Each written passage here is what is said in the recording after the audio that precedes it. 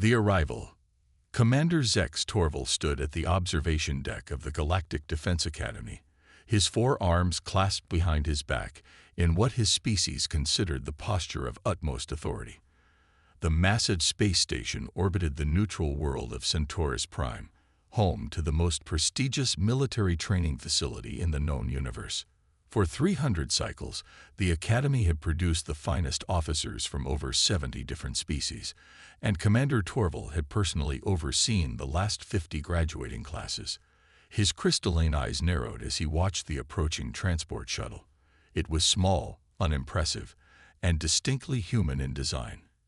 Humans were still newcomers to the galactic stage, barely a century since first contact. Yet somehow they'd already secured a place at the Academy through diplomatic maneuvering that still baffled the commander. "Sir," his assistant, a gelatinous Revian named Plib, bubbled nervously at his side. "The human candidate has arrived. Just one this cycle. Just one." Torval's upper arms twitched with annoyance. The treaty allowed for 5 candidates. Why would they send only one? "Unknown, sir. Their documentation simply states quality over quantity as their rationale." Torval made a sound between a hiss and a sigh. Arrogance, typical of Deathworlders. They always overestimate their capabilities. Plid quivered slightly, which indicated agreement in Revian body language. "The human's name is Maya Chen. Female. 22 Earth years old. No previous space military experience, though she has something called Special Forces training." Special Forces. Torval's mandibles clicked in what might have been amusement.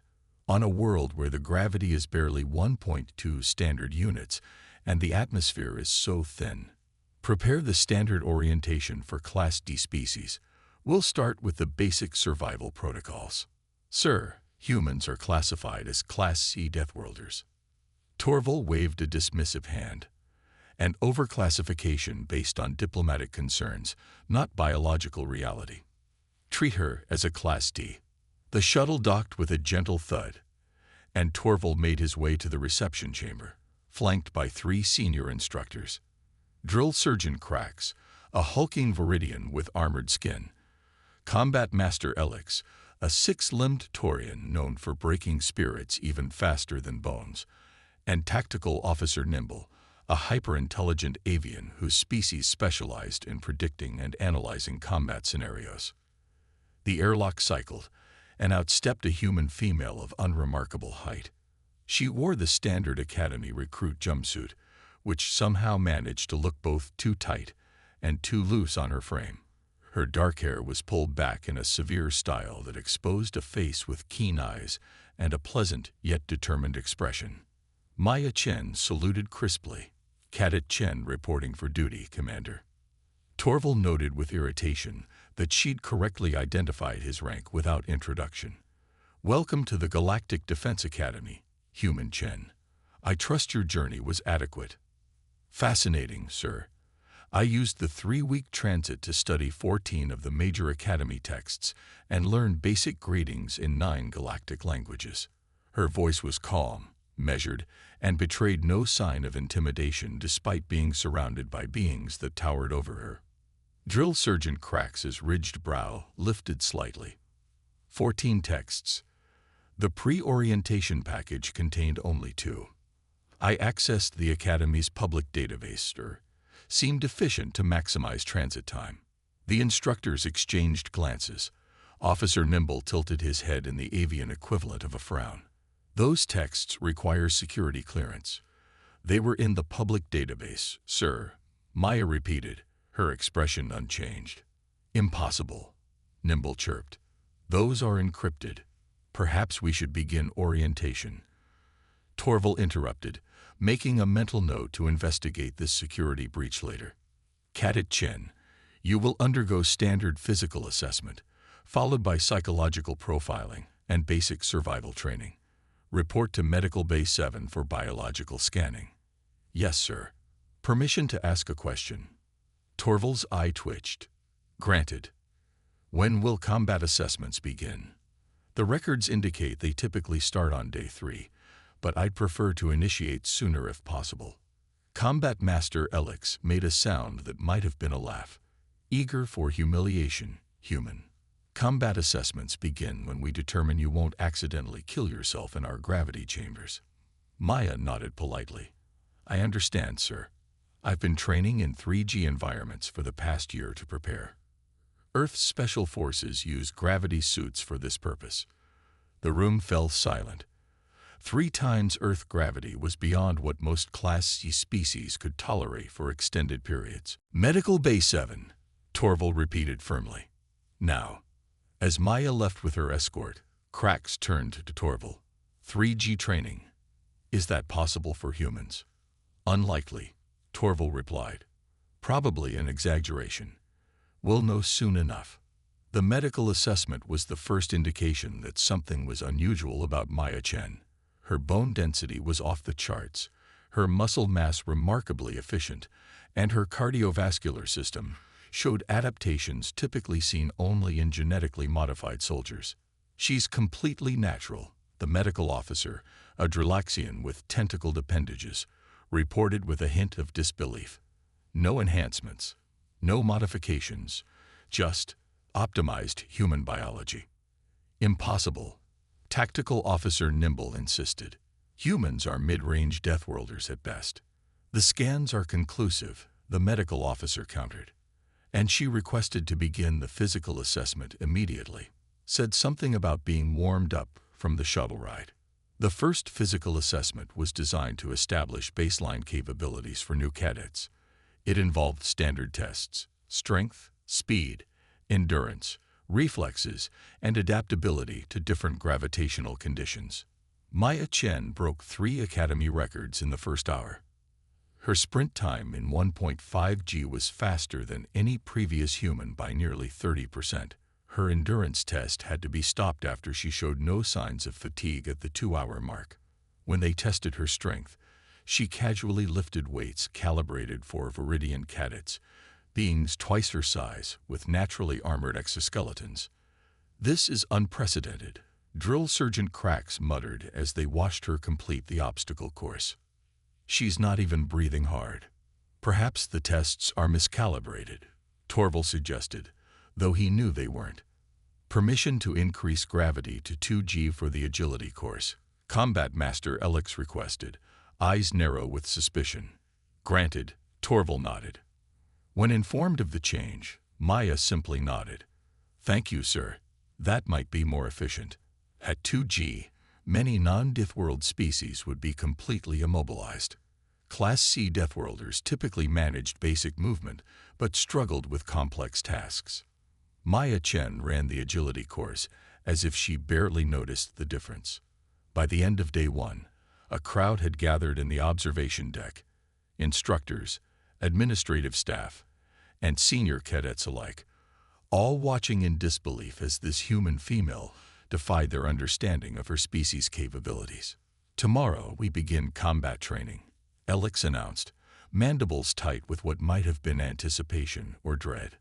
Excellent, Maya replied with a smile that somehow seemed both respectful and predatory.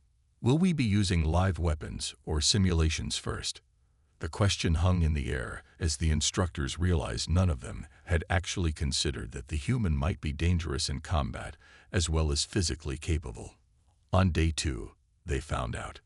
The combat arena was designed for adaptability, with terrain and conditions that could shift instantly from desert to Arctic, from 0G to crushing pressure.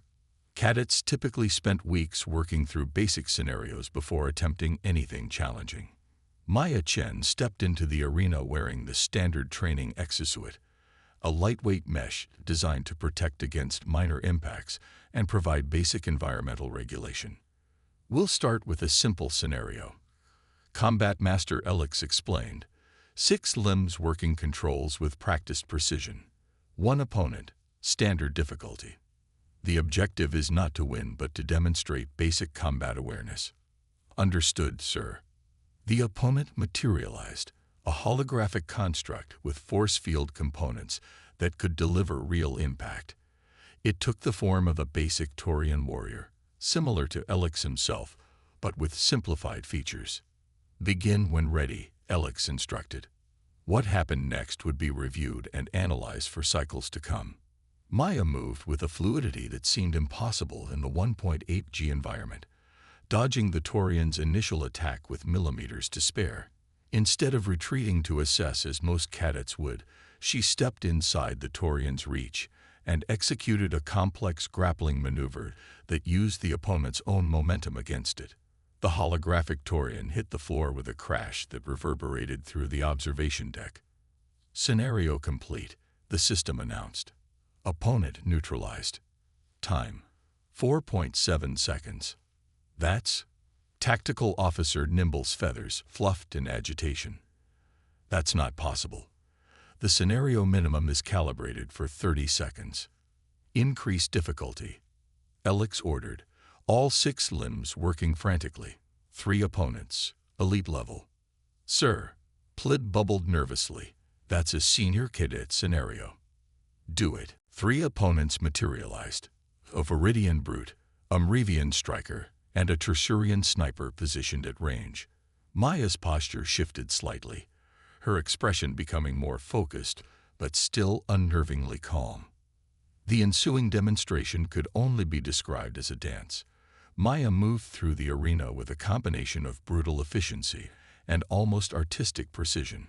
She neutralized the sniper first, using the Viridian's bulk as a shield while she closed distance, then disabled the Mrevian with a nerve strike that the instructors hadn't even known was possible on gelatinous anatomy. When it was over, in less than 2 minutes, Maya stood calmly in the center of the arena, not even visibly winded. "Is there a higher difficulty setting?" she asked politely. Commander Torval's crystalline eyes narrowed to slits. "What precisely are you, human Chen?" "Just a soldier, sir, trained to adapt." Her eyes met his with neither challenge nor submission, just calm certainty. Earth's gravity fluctuations and diverse environments demand versatility. We're taught to function in conditions from 0.1G to 3G, temperatures from -40 to 50 Celsius, and combat scenarios ranging from single opponents to overwhelming odds. "Impossible," Nimble chirped. "No single species evolves such adaptability naturally." Maya's expression softened slightly. "We didn't evolve it naturally, sir. We trained for it. Humans have one significant advantage over most species. We can reshape ourselves through deliberate practice more extensively than almost any other sentient race. Our muscles, bones, even our neural pathways reconfigure based on the stresses we apply." "Ridiculous," Alex scoffed. "That would require generations. A human lifetime is sufficient." Maya countered respectfully. "I've been training since I was 5 years old. 17 Earth years of progressive adaptation." Silence fell over the observation deck as the implication sank in. "Commander," Drill Sergeant Cracks rumbled quietly, "I believe we may need to reconsider the classification of humans." Torval stared at the small, unassuming human female who had just shattered their understanding of species capability. "Cadet Chen, report to my office at 800 tomorrow. We need to discuss your training regimen." As Maya left the arena, the whispers began, spreading through the academy faster than any official communication could travel. By nightfall, every cadet and instructor knew a human had arrived, and nothing would be the same again. Breaking limits. The emergency klaxons woke Commander Torval from a fitful sleep, their pulsing rhythm indicating a high-level alert rather than an immediate catastrophe. He was at the command center within minutes, his crystalline eyes rapidly adjusting to the dim emergency lighting. "Report," he barked as he entered. Tactical Officer Nimble's feathers were flat against his skull, a sign of extreme stress in his avian species. "Sir, we have a containment breach in Research Section 7. The quantum field experiments have destabilized." "Casualties?" "None yet, but the breach is expanding.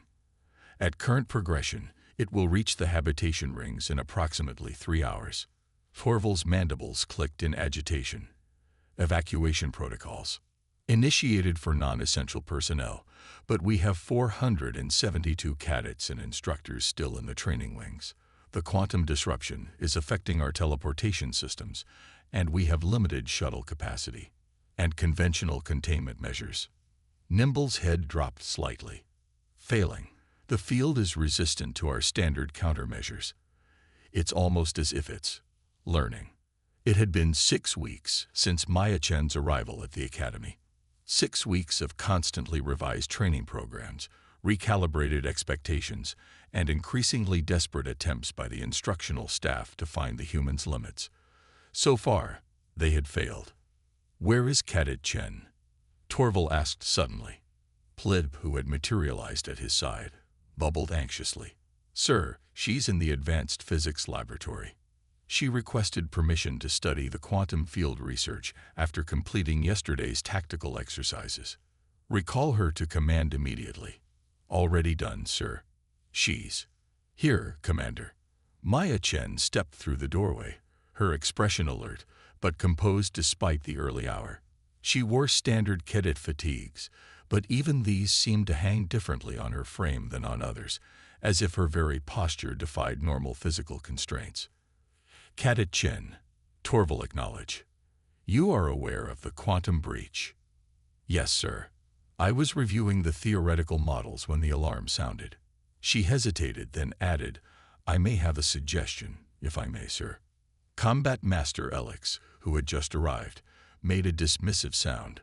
"This is a highly sophisticated scientific crisis, human, not a combat scenario." Maya nodded respectfully. "Understood, sir.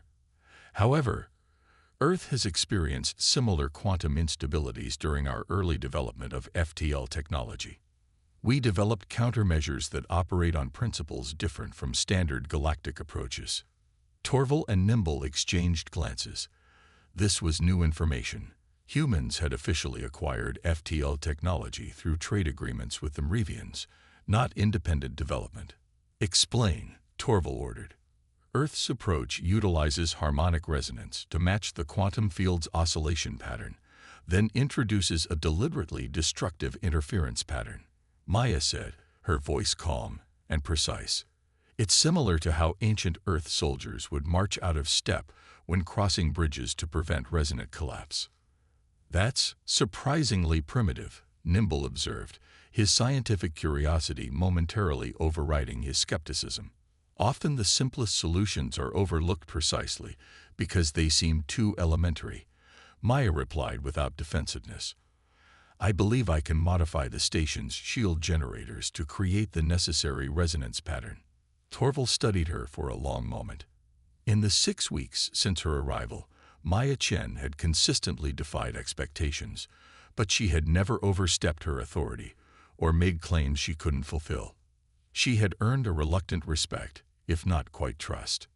Tactical Officer Nimble, evaluate Cadet Chen's proposal. Nimble's feathers ruffled slightly as he considered. The theory is sound, although unorthodox. Implementation would be challenging. "I can assist with implementation," Maya offered. "The modifications require precise timing and physical adjustments that match the quantum oscillations. My reflexes may be advantageous." Another moment of silence fell over the command center as the implications sank in. What Maya was proposing would require someone to physically enter the affected area, risking molecular destabilization. "Absolutely not," Drill Sergeant Cracks rumbled. "No cadet will be sacrificed, regardless of potential success." "With respect, Sergeant," Maya countered, "I'm not proposing sacrifice. Earth physiology has certain advantages in quantum unstable environments. Our nervous system has natural shielding properties against quantum disruption, another adaptation from our chaotic planetary conditions. That's not in any of our biological databases," the medical officer objected. "It wouldn't be," Maya acknowledged. "It's a recent discovery, even on Earth. But I've undergone the necessary conditioning." Commander Torval made his decision. "Cadet Chen will attempt her countermeasure under full monitoring. Prepare a safety protocol and emergency extraction team. If at any point the risk becomes unacceptable, I will order an immediate abort. The preparation took 47 minutes, precious time as the quantum breach continued to expand. Maya worked alongside the Academy's top scientists, modifying equipment with a precision that belied her combat-focused training. "You understand quantum physics at this level?" one Dralaxian scientist asked, all 8 eyes blinking in astonishment as Maya recalibrated a resonance emitter. "Basic field theory is part of standard human education now," she replied without looking up from her work. "Understanding the fundamental forces helps us adapt to different environments." When the equipment was ready, Maya donned a modified environmental suit. It was significantly lighter than standard protection for such conditions, prioritizing movement and sensory feedback over maximum shielding. "The suit will only provide partial protection," the medical officer warned. "Your cellular stability may be compromised." "Understood," Maya nodded. "But stability isn't the goal. Harmonization is. I need to feel the field's oscillations directly to counter them effectively." As Maya prepared to enter the affected zone, Commander Torval approached her. For once, his posture lacked its usual rigid authority. "Cadet Chen," he said quietly, "this action exceeds any reasonable expectation of duty for a first-year cadet." Maya's smile was small but genuine. "With respect, Commander, this is exactly what I trained for. Humans thrive in crisis situations. It's our natural habitat." With that, she sealed her helmet and stepped into the airlock that would lead her to the expanding quantum breach. The next 93 minutes were among the most tense in the Academy's history. The command center watched through fluctuating sensor feeds as Maya moved through the increasingly unstable environment. Several times, the visual feed dissolved into static as quantum fluctuations intensified, only to clear again, showing the humans still methodically working. She moved from one shield generator to the next, making adjustments that seemed too minute to matter yet somehow coordinated into a pattern that began to contain the breach. Occasionally, her voice would come through the comms, unnervingly calm despite the visible distortions affecting her surroundings. "Generator 7 synchronized. Moving to Sector 8. The field is responding to the harmonic pattern." At the 70-minute mark, disaster struck. A sudden surge in the quantum field knocked out 3 generators simultaneously and caused a structural collapse in the corridor Maya was traversing. "Cadet Chen." Torval barked into the comm. "Status report." Static answered him for 15 agonizing seconds before Maya's voice returned, strained but composed. "Minor injuries sustained. Continuing mission. The surge indicates we're approaching critical resonance. Abort mission," Torval ordered. "The structural integrity." "Respectfully overriding, Commander." Maya's voice cut through, stronger now. "We're at 82% containment. 3 more generators and the field will collapse back to stable parameters." Before Torval could respond, the sensor feeds showed Maya moving again, more quickly now, despite a visible limp and what appeared to be a bleeding wound on her arm where the suit had torn. "She's accelerating," Nimble observed incredulously. "The radiation levels in that section should be incapacitating." "Humans," Drill Sergeant Cracks rumbled, something like respect in his harsh voice, "always at their best when everything is at its worst." The final moments of the crisis happened with surprising suddenness. Maya reached the last generator, made a series of rapid adjustments, then activated what appeared to be an improvised device cobbled together from spare parts. "Final resonance pattern initiated," she reported. "Brace for harmonic backlash in 3, 2, 1. A wave of energy pulsed through the station, causing lights to flicker and gravity to momentarily waver. Then stability returned, both to the systems and the sensors monitoring the quantum breach. "Field contained," Tactical Officer Nimble announced, feathers slowly rising in the avian equivalent of disbelief. "Breach is collapsing." "Contained." "Neutralized." A ragged cheer went up from the command staff, quickly silenced as they remembered their military discipline. All eyes turned to the monitor showing Maya Chen, now sitting with her back against a wall, helmet removed despite the questionable air quality, a tired smile on her face. "Extraction team, Recover Cadet Chen immediately, Torval ordered. Medical team standing by. 3 hours later, after Maya had been treated for radiation exposure, quantum burns, and a fractured tibia, injuries she had somehow worked through during the critical final phase of the operation, Commander Torval called a meeting of the senior staff. The Academy owes Cadet Chen a debt, he began formally. Her actions saved this station, and everyone aboard it. More than that, Nimble added, unusually animated. Her approach to quantum harmonics represents a theoretical breakthrough that our scientists had not considered. It appears humans have developed certain technologies along entirely different paths than the standard galactic progression. Combat Master Elix leaned forward. The question remains, what do we do with her now? She has exceeded every training parameter we have established.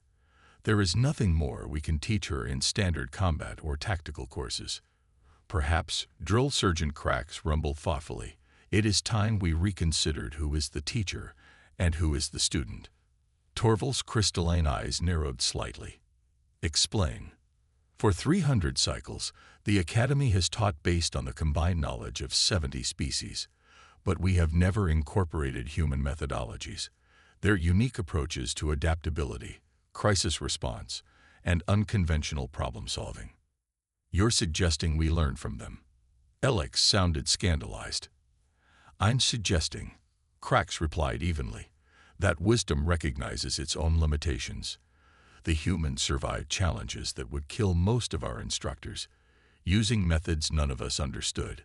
That merits study, not dismissal. A long silence followed as each instructor contemplated the implications. Where is Cadet Chen now? Torval finally asked. In the medical bay, Plib answered. She's requested permission to return to light duties tomorrow, despite medical recommendations for at least a week of recovery. Another typical human response, Torval thought. Aloud, he said, inform Cadet Chen that she is being promoted to advanced standing, effective immediately. She will divide her time between completing the remaining required coursework and assisting in the development of new training protocols incorporating human methodologies. Sir, Nimble ventured cautiously, this is unprecedented. No first-year cadet has ever. Many things about Cadet Chen are unprecedented. Torval interrupted. We can resist this reality or adapt to it. And if there is one lesson we have learned from humans, it is the value of adaptation. As the meeting adjourned, Commander Torval remained alone in the conference room, contemplating the events of the past 6 weeks. When the first diplomatic agreements had forced the Academy to accept human cadets, he had viewed it as a political inconvenience at best, a dilution of standards at worst. Now he found himself wondering what other assumptions about the Galactic Order might prove equally misguided. In the medical bay, Maya Chen was already sitting up in bed, studying the Academy texts on her datapad, despite the medical officer's protests. When informed of her promotion, she simply nodded as if it were an expected development, rather than an extraordinary honor. Thank you, sir, she said to the messenger. Will I be permitted to participate in the upcoming Centaurus Prime field exercises? I've been developing some theories about low-gravity combat that I'd like to test. The messenger, a senior cadet who had once viewed humans with the same dismissive attitude as many at the Academy, found himself strangely unsurprised by her question. I believe, Cadet Chen, he replied with newfound respect, that the commander is counting on it. Throughout the station, the story spread, not just of Maya's heroism during the crisis, but of the larger implication. The galactic community had classified humans as mid-tier Deathworlders, interesting newcomers, but hardly revolutionary. It was becoming increasingly clear that this assessment, like so many others, had failed to account for humanity's most dangerous quality. They never, ever stopped pushing their limits, and the galaxy would never be the same.